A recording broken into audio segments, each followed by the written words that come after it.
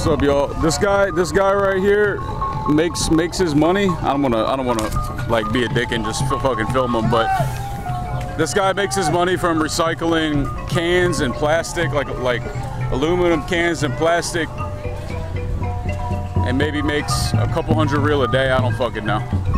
Last time I made a video here, I was talking about reasons that I would never date a Khmer woman. So that was like, what, 6-7 months ago? I think that shit blew up on Facebook and these people were pissed off at me for stating my opinion. So fuck all y'all motherfuckers, man. I digress.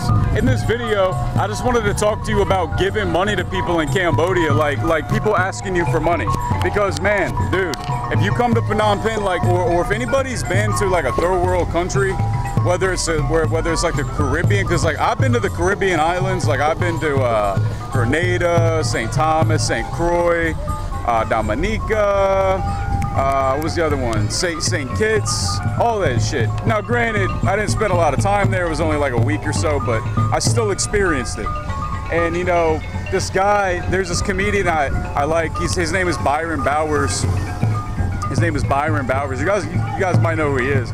He's a cool guy, and he had a good point. It's like when you go to a third world country, oftentimes you have this vision in your mind that it's going to be this paradise, that it's this tropical land of wonder and majesty and blah blah blah. You know, it's just like you just have this idea in your head that everything's peaceful and wonderful. But then by like that second night, that third night, you're like, oh, wait a second. I'm in a fucked up place right now. Yeah, so that's kind of how we put it. This comedian I like, Byron Bowers. God, I keep wanting to say Brian because I'm so fucking white. I can't say Byron. Anyways, man. So like I just made a video up at man, I already forgot the name of it. I was at this temple. I just made a video talking about Muay Thai and like kickboxing and shit. And this tuk-tuk driver comes up to me and he sees me a lot. Like he sees me like jogging around, riding my bike. He sees me like, you know, out and about. And he's a cool guy. His name is Lee. And let me get the fuck out of here, man. Anyways, you know, so he comes up and he's trying to get me to go to the shooting range. He's just trying everything he can to get me to give him some money. And I like the guy and he's nice, so I told him that I'm not gonna take a tuk-tuk ride, but I'll give him money for lunch. I'll give him money for a meal or two. So I gave him 5,000 real, which is $1.25, and I'm sure that he can get a meal or two out of that, you know. So that's kind of what I do. Like with the tuk-tuk drivers who are like desperate, there's tuk-tuk drivers that are real desperate that'll just keep, and like again, like if you guys have been here already, like you guys know how like relentless and how like kind of annoying it can be. Like tuk tuk. It's just like no, and it pisses some people off, and I understand it. But what I've come to understand is, yes, while it's annoying, it's like, dude, put yourself in their shoes, man. I mean, like these tuk tuk drivers. Yeah, granted, it's kind of annoying. Yes, I get it, and I'm not gonna lie, like it still annoys me like to this day, and I've been here for like a year and a half now. But man, like these are people, and like being a tuk-tuk driver, man, dude, that's gotta be a tough gig, dude.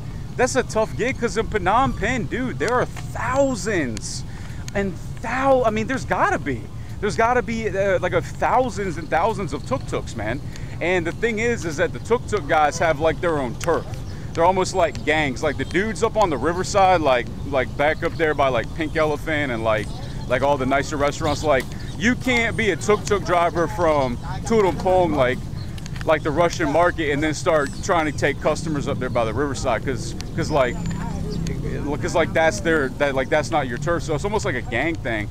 So there's places in town, man, where it's hard to get customers. So I just can't imagine that these tuk-tuk drivers would make much money in a day. And it's like, sometimes I do feel bad, man. I mean, like when you really sit down and think about it, like it's a fucked up thing. Like these are people, they have families and shit, and they have every right to have a family. They have every right to have a family, and God, they're struggling every fucking day to make $1 just to put something in their stomach, to put a roof over their head. And it's like, yeah, I could be a dick and say, oh, fuck these guys, you know, fuck them, they're just a bunch of fucking third world poor people or whatever. Like, but it's like how can you not be a little bit empathetic and like kind of put yourself in their shoes, man? So anyways, like that's just kind of my rant on that. Like when you guys come to Cambodia, or if you've been here and you're coming again, my advice to you is if a tuk-tuk driver pressures you, because what they try to do is they try to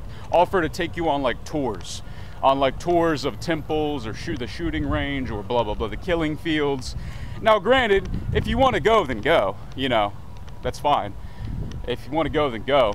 Just so you know, it's like 15 bucks to and from Chong Like, the killing field. So if they try to charge you like 25 or 20, it's a little expensive. So a good price is $15 to and from.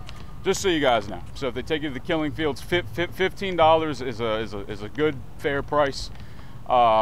And it also costs $6 for a foreigner to enter. Last time I checked, it might have gone up.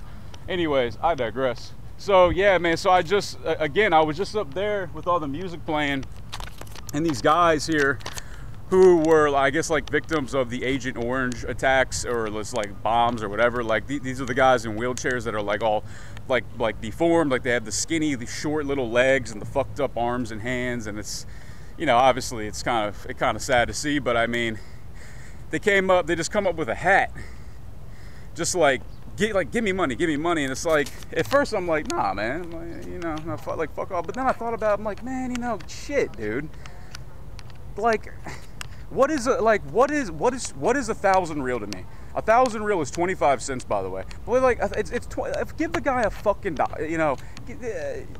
Look at him. Fucking look at this guy. He looks like a stick figure. He looks like a fucking fucked up stick figure. I give the guy a little money to put food in his belly, man. You know, I mean, I'm not making this video to like be sanctimonious and be like, oh, I'm better than you, but I'm just giving you tips on like how to handle it, because like if tuk-tuk drivers keep hounding you for rides, you can either just walk away or just do this. Because this in Cambodia, if you just do this for like, you know, one like that, it means like, no, I don't want, no, thank you, I don't have, no. It's basically just like a negative. So you can do that and just keep walking. But if they keep pressuring you, man, just say no. Ate akun means no, thank you. But you know, like if you really feel for somebody, but like you really don't want the tuk-tuk ride, just give them $1 to just be like, it's for food, okay? Just give them money for food at least. And that's just my opinion. And as far as these crippled guys go, like the disabled, whatever, the fucking Agent Orange, like as far as I know, is Agent Orange. The stuff. If you guys don't know what Agent Orange is, it's the Americans sprayed this chemical called Agent Orange over like Vietnam and Cambodia and Laos and all that shit to kill the trees, so the people in those countries couldn't hide, so like the land would be exposed. But as a result, this chemical called Agent Orange fucked some people up. And if you guys like Google, if you guys type in like Agent Orange like victims or whatever, like you'll find some fucked up shit. And those people are here in Cambodia. So I just gave the guy a little bit of money for, you know, to get some food or something. But don't always give money out to people, but sometimes have a heart. And if you got an extra $1, just give it to a guy, because I'm telling you, man, he or she will very much appreciate it. And it does put food in their stomach, at least for the day, and it's good karma, okay? I'm not saying do it all the time, but occasionally, yes, I do give people money for food or things like that, because, man, like, I'm a person, and like, what if I was them, you know? Fuck. So be a little bit empathetic. And if you guys don't know what empathetic means, it means to put yourself in someone else's to put yourself in someone else's shoes, so to speak. So anyways, I think I said enough here. Yeah, so just enjoying the riverside. So I'm actually walking from the riverside area to Diamond Island, Kopik. They have this new walkway here. If you guys can see, this is new. This has only been here for like a couple months now. So you guys can comfortably walk from Diamond Island down by like Aeon Mall, all the way up to the night market, and then like Wat Phnom. So Phnom Penh is slowly but surely like rebuilding itself, guys. So I'm definitely going to be sticking around. If you guys want to meet me in person, have a little sit-down consultation and get some questions answered, I'd be more than happy to assist you with that. My email is nojokestriking@gmail.com. That's nojokestriking. That's nojokestriking@gmail.com. Bitches. Alright guys, I love all my fans. You guys are fucking awesome. Stay in touch. Keep saying hi. If I don't always respond to you, don't take it personally, but like, you know, look, like, I fucking appreciate it, okay? Like, if you email me and say, hey, I like your videos, dude, I saw it, I fucking appreciate it, thank you. Alright guys, alright, anyways, peace.